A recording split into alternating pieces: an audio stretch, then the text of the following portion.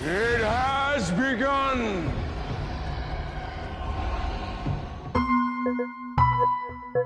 Are y'all ready?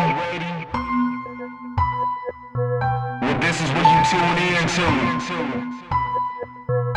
This is the legend of the Petty Nerds.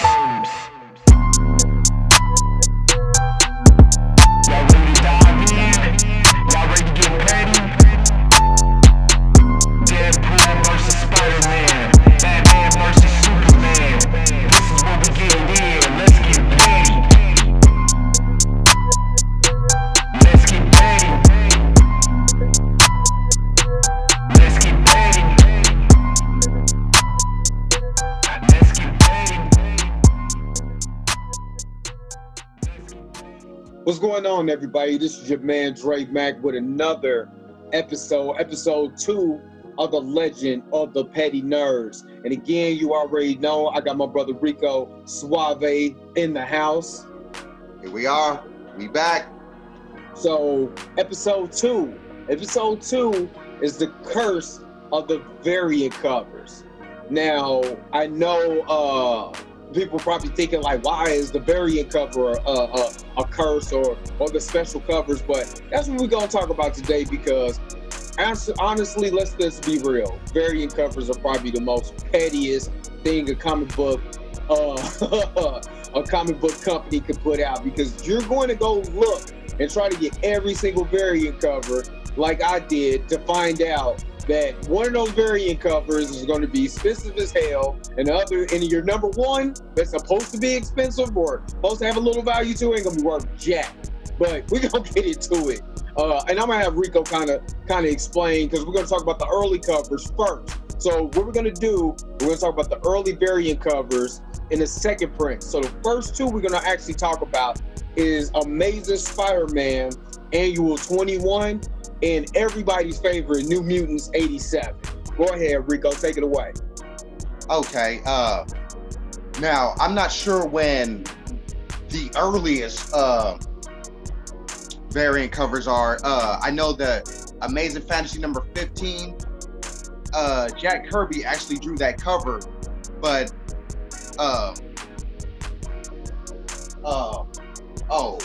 who's the guy? Not Stan Lee, the writer, but Steve Ditko? Steve Ditko. He drew the issue, but he drew a cover, and obviously they rejected that cover, so they let Jack Kirby draw the cover. But there is a Steve Ditko Amazing Fantasy number 15 cover floating somewhere. I have it inside my omnibus. So I think that's the only way covers came about, until the marriage of Mary Jane and Peter Parker. I think that's the earliest. They may be one earlier than that, but that's the earliest I remember. So that one is Amazing Spider-Man Annual number 21. Annual number 21. And I have the Spider-Man cover, and there is also a cover with Peter Parker on it and all his friends in the back. Now that's cool, you know what I'm saying? Right. You know, they only had two covers, and that's cool. which is funny, because Deadpool actually did that cover when he married Shikla in I can't think of the run, but they did the marriage of Deadpool, and they had him and Shikla, and they had every single character in Marvel on the cover. Tell me what that issue is, because I gotta get it. Because I gotta give you the issue. I'm trying to get every Spider-Man cover that's not a Spider-Man cover. Like, we'll get to Spider-Man number 1, but there is a G.I. Joe cover that Tom McFarlane drew. That's like Spider-Man number 1. That has, I think, either I think it has Cobra Command in the position that Spider-Man is in Spider-Man number 1. It's awesome. There's an actual cover. I think is. I want to say it's Deadpool number 30 or something like that, where they took the G.I. Joe cover of Snake Eyes shooting at Cobra, but they have Deadpool spraying these gigantic bugs. Wow. It's a dope cover though. It's a super dope cover, and I'll pull that cover up. It'll pop up here on the show, but it's probably popping up right now while we're talking. But you know, it's a dope cover. But when we go to let's talk about New Mutants '87 and the significance of New Mutants '87. The second prints. Now, second prints are variants, but only when the first print runs out. Like New Mutants '87, I think they only printed so many copies, and all of a sudden it was a hit. So they have to print a second print. Right, and that second print was the gold print, which if anybody will tell you, when you look at New Mutants '87, you look at the red cover, which is the original cover, and then you look at that gold cover. Technically, the gold cover looks better in my eyes than the red cover. The red cover is kind of bland, but that gold cover is nice. Another cover like that is New Mutants 100 because they have 3 separate covers. You have the original cover, yes. You have the original cover because I have all 3. You have the original cover. You have the silver printing, which has the 100 in silver, and then you have 100 in gold. See, I didn't know that. Wow. Yeah. You have 3 covers, 3 additional covers of that one. So you're right. When you're, and it's funny because when we're talking about comics and we're talking about variants. And you look at a lot of these guys who are actually getting comics. A lot of these guys are really just they're buying comics not for the stories. Let's be real. They're buying covers because it's art and they know they can flip it real quick. Especially, let's be real. You buying something that's already graded, you're not buying it because that's a cool story. Give you a prime example, Hulk 181. You're not buying Hulk 181 inside of a case because the story is cool. You're buying it because it's a collector's item. That's absolutely it. You're not buying it for the stories anymore. I feel like graded comics really messed up the industry. See, I felt this way when they started grading baseball cards. You know, I've been as yourself was, we were big sports card collectors. And when they started grading those cards, I felt like they was taking the authenticity and the integrity away of real collectors. But even when you have a graded card, you can still see the front and the back of the card. When you have a graded comic book, you just bought a Mona Lisa basically, because you ain't gonna read it. You gonna either put it in a case or put it on your wall. And I don't think those are real. Those are comic book investors. I don't think those are comic book collectors. Those are investors. Right. And investors are the ones who really messed up collecting for the rest of us. And that will segue into this new fad called the Mark Jeweler variants. Especially, and while you were talking, I was trying to pull these up. This is the original copy of New Mutants 100. Yeah, and that's the one I got. This is the gold one. This is the one with the gold letters. And there's one with the silver letters. I just have no idea. It's supposed to be in order, and then all I seen was my X-Force pop up. X-Force #1. So when people say, "Oh, you're not a comic collector," dude, we could break this down. We can break this down. I'm not gonna lie. Let's just because of why I'm on it. When we're talking about comic collectors and Mark Jeweler variants and stuff like that, when we look at these comics, this comic and the one before that, which is the when Sunspot left New Mutants. Yeah, New Mutants 99. New Mutants 99, New Mutants 100 is a great story going into X-Force #1. Man, it got you ready for X-Force #1. Right. Man, you was excited, like, oh man, they just left Xavier. It's about to be a rough riding team of mutants now, man. Right. And actually, the formation of X-Force from basically, let's go 98, 99, 100, X-Force #1, all the way into that first initial run. That's what they're taking now as far as the idea for X-Force now. They're not under, Xavier or whatever. They're the mutants that go in and do the dirty work. Yeah, dirty work, yes. Yeah, with X-Force, when Deadpool was part of X-Force, you know what I'm saying? And with X-Force Cable, I think X-23 was a part of that group. No, I'm sorry, Wolverine was a part of that group. I think X-23 came later. But the one with Deadpool, Wolverine, Cable. I can't think Domino was part of that group, maybe. But man, they run. That's the story. That's why I've collected it, because you're not gonna find that story if you're picking it up as like, well, I'm just ready to go put it in the case, dude. Yeah. Oh my god. Yeah. But let's go into the Mark Jeweler variants, because I kind of went on the tangent. Mark Jeweler variants. Tell them exactly why for one, tell them why they're expensive in the first place. Okay. The reason why they're expensive, I have no idea. Right. Right, because it makes no sense. It makes no sense. It makes absolutely. You're not going to buy any jewelry because it's over.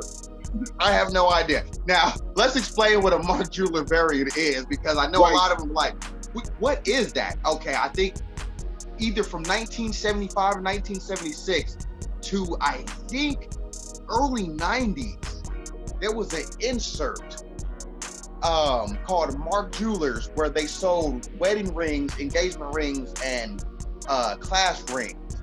And they did it for servicemen who were overseas. I think this is around the time of the Korean War or the Vietnam War. So they were. I want to say it's Korean and Vietnam War around that time. I want to say it's more or less Vietnam War. Yeah. So they had them for the servicemen, and because it was, you know what I'm saying, it was easier to sell it to them because, you know, they're overseas, they're missing their, you know what I'm saying, they're usually young, because I think there was a draft, if I'm not mistaken, it was a draft or something. Was Vietnam a draft war? Yeah, the Vietnam War was a draft war. So they're going there at 18, 19, 20. They, you know what I'm saying? So they're buying class rings, and then you going in there, you just got married, or you want to marry your girl, so, you know, you want to send her something nice home, and basically exploiting the troops. You're right. You're right. Captain America over here selling propaganda. Because you can get married if you buy this comic. Oh, I can? Nah. But when you look at, like, say for instance, okay, so there's I want to say that, no, there's not there's one comic that had a Mark Jeweler that was expensive, because it is, not only is it a mainstream comic that you want to get, is because it had the Mark Jeweler. I can't think of the name of it, the name of this, the issue of this comic, like offhand, but you're getting a double pack, basically double whammy. Not only are you getting one that is a classic comic, then it got the stupid Mark Jeweler ad in there, and it increased the value. Yeah, exactly. Yeah, You know who I actually blame? I honestly, I blame comic collectors and, like you said, people from these graded comic places, because they put more value. And I love art. I love Alex Ross. I love Todd McFarlane. I love Jim Lee. I love Rob Liefeld. I love a lot of the covers and the art. Scotty Young makes a lot of cool comic. But man, dude, you're taking away from the story. You're actually, because you're so engulfed. This is why I don't like it, because you're so engulfed about getting this cover that you forgot there's an excellent story in here.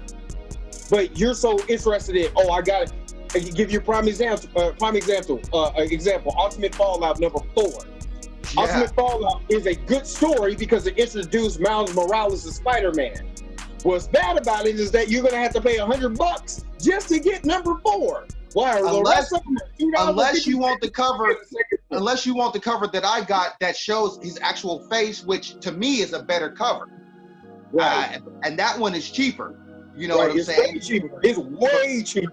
And for some reason, you know what I'm saying? I like the fact that it shows the Black Spider-Man on the cover. You know what I'm saying? Right. But for some reason, the first print is way more expensive. Way more expensive. And of course, and you know why it became expensive? I'm gonna tell you why, because nobody really cared about Ultimate Fallout until what movie came out? Into the Spider-Verse. The Spider-Verse, with the first appearance of Miles Morales on the big screen. Right. Nobody cared about Miles Morales. before, and this is what makes me mad. And again, I blame these comic collectors and these people who go on eBay and stuff like that and sell these comics for a ridiculous amount of prices because they know this movie's getting ready to come out. So I can sell it while it's high. That's it. You're only saying it's a drug dealer. It's getting it while it's high. Prime example. That Infinity Gauntlet storyline. Now you know I had number 1 already. I got number 1 for a song. Long time ago, number 1 for a song. Ended up getting number 2 through 6. I think for half a song. So if you don't understand, yes, we have these. We have these. Got it for a song. Got it for a song. And so you know what I'm saying, I put them on my wall. So every comic that I like that I have on my wall, I try to get a double just to put in my collection. So I went to go look for Infinity Gauntlet 1 through 6. Oh my. Number 1, $70. Number 2, $50. I think number 4 may be the cheapest at like $20. Then number 5 jumped back up to $70, $80. Oh, what? But it was not like that before Infinity War, the movie, came out. Right. And this brings us to the 1990s. Because I think this is where it started going wacky. Because the 1990s brought out Spider-Man number 1. There was a green, we're talking about not Amazing Spider-Man, but actual Spider-Man number 1, 1990. I believe it's 1990 or 1991 was the 1990. They had gave Todd McFarlane his own Spider-Man comic since he had did so great on Amazing Spider-Man. Right. So this was the green and gold copy, green, gold, and platinum copy, and then X-Men number 1, which everybody knows that had 6 different covers. Oh no, let me take that back. It actually technically had 8 covers because you had 4 of the original covers, and then you had the actual variant version or the second printing that had 4 covers, so it builds it up to one big cover. Yeah. So now see, that's when they started caring more about artists instead of the storyline. And I was a victim too because I love Todd McFarlane. And you tell me, how did you feel when you seen that Jim Lee cover? When you first seen that Jim Lee cover and knew that you could put it together? Because I don't remember comics like that before, where you can put covers together. That cover, for one, that cover is so iconic because that was the mold for everybody who's fans of the actual 1990 show. That was the blueprint for the show. Yeah. Was Jim Lee's cover. Yeah. And it's so dope. It is so iconic. It's so dope. Especially when you put it all together. It's so dope. So incredibly dope. And see, I back then I didn't know that there was the covers you put together until I started seeing other people with different covers, and I was like, because there's no internet back then. It's 1990. There's, you know what I'm saying? You just get word of mouth or like comic book magazines. But I was too busy buying the comic book to spend the money on the magazine. I need the money for the comic book. You know what I'm saying? So I get mad, and then when I finally got that, I think the e-cover were pulled out because they had the Jim Lee cards too, the X-Men cards, that first series. Oh man, you get the cards with X-Force, X-Factor, and both X-Men teams and Excalibur drawn by Jim Lee. And then you also get that cover that when you open up and look inside, it also has all of them drawn by Jim Lee too. Yes. You lost your mind and you almost forgot about the story. It ended up being a good story, X-Men 1 through 3. It ended up being a good story, but you got really caught up in buying the book. They made you get caught up in buying the actual books now. As far as the cover, you're not even buying. You're buying the same story, but you're buying the book. You're buying the books. And the same thing with Spider-Man. Because again, I got the gold cover right here. I got the green and the platinum cover on the wall. Yeah, I got caught up too. Because it was Todd McFarlane. You know how I feel about Todd McFarlane. And I know that's your favorite comic book artist. But that brings up the 90s. The special covers, the foil, the emboss, the die cut, the glow in the darks, like Steel Mosquito, #1, Avengers 360, Wolverine #50, Shadowhawk #3, and Wildcats #2. That's special when they went. That's when they just, because that's when all the artists went to Image, and then everybody just was trying to get the next big thing in covers. Steel Mosquito. Here goes the Steel Mosquito. Alpha Productions, even cheap comic book people was trying to get into the act, because I don't even know. I still to this day don't even know what Steel Mosquito is. It's got a good comic book. Even when you gave me the information, Steel Mosquito, I was like, "What's a Steel Mosquito?" Whatever. And then that Avengers, that Avengers 360. The only reason there is because there's an error cover that's silver. These covers are worthless. They were great for collectors, but oh my God, they were worthless. They were just producing them in mass. That Wolverine 50 with the die cut. Now this is actually that's a dope cover. That's a dope cover. But again, another gimmick. They were selling them in mass. Worthless. This glow in the dark Shadowhawk. Again, man, glow in the dark covers were awesome. But another gimmick. This is a classic cover. Yeah, and that's a classic cover. Yeah, the Jim Lee Prism. Oh my God, I thought this was gonna be worth arm and a leg. I can get it for about a couple toy arm and legs. But then that brings I got one from the Teen Titans #12 because this was the Dark Metals tie-in, but it's the first introduction of the Batman Who Laughs. Okay, now the #1 is because I got the foil cover, and the foil cover is a good amount. If I resold this, it still give me a little bit of good coin. I'm not going to resell it because the story goes along with the rest of my Batman Who Laughs story. But now, when did that comic come out? This comic came out 2017, I believe. It's interesting because after the 90s, they really stopped making special covers because making the special cover costed more than printing the comic book itself. And they wasn't getting a good return. So it's amazing to me, that they went back and made that a special cover like that. But that's awesome. Well, because they had #1, then they had the special cover, and then they had another cover where Robin is riding like this winged bat thing or whatever, this mystical creature or whatever it is, or whatever. So there's 3 covers of that, but that particular cover is a full cover. Nice cover, but to me, the story, because that made me get all of the Batman Who Laughs. Because you're reading it, you're like, oh, what? This is going on? Like, I gotta read more. That's what it should be about. It should be an introduction to, to these other comics. How many incentive covers is there to that? It's none. Because so the issue after that was the return of Kid Flash. So this was just Teen Titans. This is Rebirth.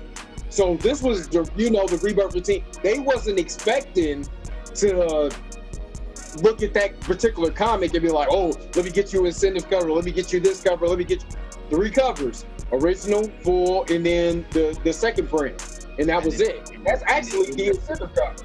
And then they end up hitting. And they end up hitting. Because once you find out who the Batman Who Laughs was, oh man, people love this character now. Let's go into, matter of fact, when you're talking about incentive covers, you told me about Harley Quinn #1. And I think Harley Quinn #1 has what, about 5, 6 different covers? Oh, man. Spider-Man #1 got like 13 covers. The Spider-Man #1 before that has like 13 covers. These incentive covers, and this is the real curse of the variant covers right here. And let me explain what incentive covers are. Now you'll see it'll say 1 of 20 retailer, or 1 of 25 retailer, 1 of 15 retailer. What that mean is the comic book shops, ones we know and love, you know what I'm saying, they have to buy at least 50 issues to get the 1 incentive cover. So let's say they buy 300 issues of that issue, and they have 6 incentive covers. But what if that issue doesn't hit? Then they're stuck with all that product and an incentive cover that people may or may not buy. And they do this for, I'm talking about, it seems like every month they do this for every issue. It's ridiculous. Matter of fact, let's bring up one. Spawn 300. Let's bring that up. And we fell for the, and let's be real. This is number 300, number J cover. This is the J cover. This is the Q cover. The Blake cover, because we're talking about Blake covers too. The Blake sketch cover, which the Blake sketch covers are awesome because for other reasons. Blake sketch covers is a whole different, different beast. And we're gonna that's gonna be the last thing we're gonna discuss. But why I know it's fun. I know it's 300. I know this is a topic Farley doing Spider-Man 300 cover. But why is this number J? Why? That should have been number A and number it. That should have been number J and number it. That should have been it. Because obviously that's the better cover. That's the best cover. But again, incentive covers, special people. I think Greg Capello did a cover. I think Tom McFarlane did another cover. Oh man, he had some other guys do covers. Okay, so it's exhausting. It's absolutely exhausting. So let's wrap this up and talking about Blake covers real quick. Why is Blake covers so valuable, especially after what I seen Rob Liefeld just do? Now, see, I remember when I first seen the Blake cover. I think it was Amazing Spider-Man #1, the new one. The new one. Matter of fact, because I gave you no, you got one, I got one. I never gave you mine. Yeah, and remember I asked you, I was like, what's the cover blank for? And we didn't know what it was. And the first thing I thought about was, shoot, I ought to draw on mine. Come to find out, that's what you were supposed to do. And man, and I appreciate blank covers, not only because I'm an artist, but because if you get your favorite artist to draw it, that's one of one. That's yours forever. So, I went crazy. That's my Amazing Spider-Man #1 blank cover. Hooked it on up. And my Absolute Carnage #1. Hooked that on up. Turn that to the side. Then I'm getting. Oh man. My latest one. Spawn number 301. That's hand painted. Man, because custom covers are. That's my thing. Now, custom the blank covers. That's my thing. So. And like I said, the reason why the Blake covers, like you said, I just seen Rob Liefeld, wanted to do something special as far as raising money for people who are dealing with the coronavirus, who want to raise money and different things like that. So what Rob Liefeld did was get a blank cover, and I can't think of which blank cover it was, but Rob Liefeld drew on it with his name. You know what I'm saying? And put it on Instagram and said, you do an online auction on Instagram. So, of course, I follow Rob Liefeld on Instagram, and I swear within 2 minutes, it was at already $750. That was in 2 minutes. It was at 750 because you know who you're getting. You know who you're buying this from. You know what I'm saying? It's Rob Liefeld. Was it a full color sketch? No, it was a hand-drawn sketch in pencil and in ink. But it wasn't colored. So it's almost like I have Deadpool Spider-Man #1. I have 2 variant covers from Rob Liefeld. I have one that's colored and one that's not.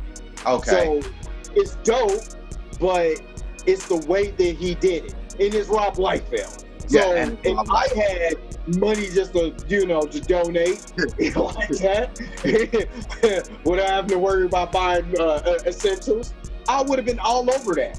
You know what I mean? But that is something that, now, me personally, if I got a Rob Liefeld cover that he drew and I'm the only one who has that, I'm putting that in the case. That's where you go and put that in. You don't touch it nowhere, no how. You don't care what the story is. Go buy the cheap version. Yeah, go buy the cheap version on that one. Yeah. But I think what a lot of and tell me if I'm wrong on this before we wrap this up. A lot of these guys get these covers. Let's be real. They get a variant cover or they get this. Go straight to the booth at somebody's Comic-Con, whether it's San Diego or Iowa or, you know what I'm saying, Kansas City. They go to a Comic-Con, look for that artist just so they can sign. So they can, and then they'll get like 10 or they'll buy 10 issues, try to buy them brand new so they can send them all to go get graded. Because, you know what I'm saying, so many people are getting, that's why I say graded comics really messed up the industry too. So many people are getting so much stuff graded that now only 9.5 and above is worth money now, unless you got an old graded comic, but only 9.5 and above. So now they're just buying all these covers, trying to get a 9.5 so they can send it all to, and nobody's reading these stories. Right. So you raggedy bastards who's out there getting all these covers, you raggedy stuff, man. All right, we're gonna wrap this up because this is making me mad. This is the reason why we do the Legend of the Petty Nerd show, because you know what y'all doing is wrong. Y'all know we want to read these comics, but nah, either I gotta go read it online, which is not fair. That's just like you're gonna go get some, you go look at some boobs, but they online. No, I like them in my hand. I like a fresh pair of titties in my hand, and that's the way I like my comics. Same thing, Stan Lee's are the same thing. They're nice. Same thing. So you know, stop doing it. I know, I understand. I got a couple of Alex Rosses, but still, it shouldn't be that expensive. But anyway, we're gonna let y'all go. Make sure you guys subscribe and like what we're doing. Make sure you check out the Legend of the Petty Nerds podcast. If you want to listen to this while you're in your car, go ahead, go to Speaker Radio, look up Legends of the Petty Nerds, and we gonna holler at you later. Peace, stay petty, we'll holler at you. Peace.